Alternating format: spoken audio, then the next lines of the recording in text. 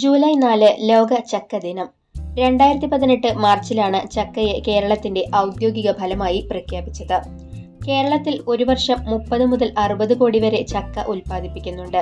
എന്നാൽ ഇതിൽ 2% മാത്രമാണ് മലയാളികൾ ഉപയോഗിച്ചിരുന്നത്.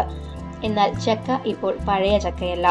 ഇന്ന് മൂല്യമേറിയ പല ഉൽപ്പന്നങ്ങളുടെ രൂപത്തിലും നാട്ടിലും വിദേശ രാജ്യങ്ങളിലും വിപണിയിൽ ചക്ക എത്തുന്നു. ചക്ക ബിരിയാണിയും ചക്ക ന്യൂഡിൽസുമായി ന്യൂജൻ സ്റ്റൈലിലാണ് ചക്ക ഇപ്പോൾ. പഴങ്ങളിൽ ഏറ്റവും വലിപ്പമേറിയ ചക്ക ഇന്ത്യയിൽ മാത്രമല്ല മറ്റു പല രാജ്യങ്ങളിലും ധാരാളമായി ഉൽപ്പാദിപ്പിക്കുന്നുണ്ട്.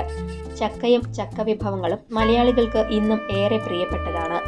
കേരളത്തിൽ പല ഇനത്തിൽപ്പെട്ട ചക്കകൾ സുലഭമാണെങ്കിലും ഇതുവരെ നാം അതിനെ പൂർണ്ണമായും പ്രയോജനപ്പെടുത്തിയിട്ടില്ല. ചക്കയുടെ പുറന്തണ്ടൊഴികെ എല്ലാ ഭാഗങ്ങളും ഭക്ഷ്യയോഗ്യമാണ്. ചക്കയിൽ നിന്നും 50-ൽ പരം വ്യത്യസ്ത ഭക്ഷ്യ ഉൽപ്പന്നങ്ങൾ തൃശൂർ ജില്ലയിലെ പാണഞ്ചേരിയിൽ ഉൽപ്പാദിപ്പിക്കുന്നുണ്ട്. ചക്കയെ ഒരു ഇന്റലിജന്റ് ഫ്രൂട്ട് എന്നാണ് ന്യൂട്രീഷനിസ്റ്റുകൾ വിളിക്കുന്നത്. നമ്മുടെ പറമ്പുകളിൽ വീണ് പക്ഷികളും പ്രാണികളും തിന്നുന്ന ചക്കയുടെ പോഷക ഗുണങ്ങൾ പറഞ്ഞാൽ തീരില്ല. ചക്കയിൽ അടങ്ങിയിരിക്കുന്ന വൈറ്റമിൻ എയും സിയും ശരീരത്തിന്റെ പ്രതിരോധശേഷി വർദ്ധിപ്പിക്കാൻ ഏറെ സഹായിക്കുന്നു. ചക്ക പുരാണം നീട്ടുന്നില്ല.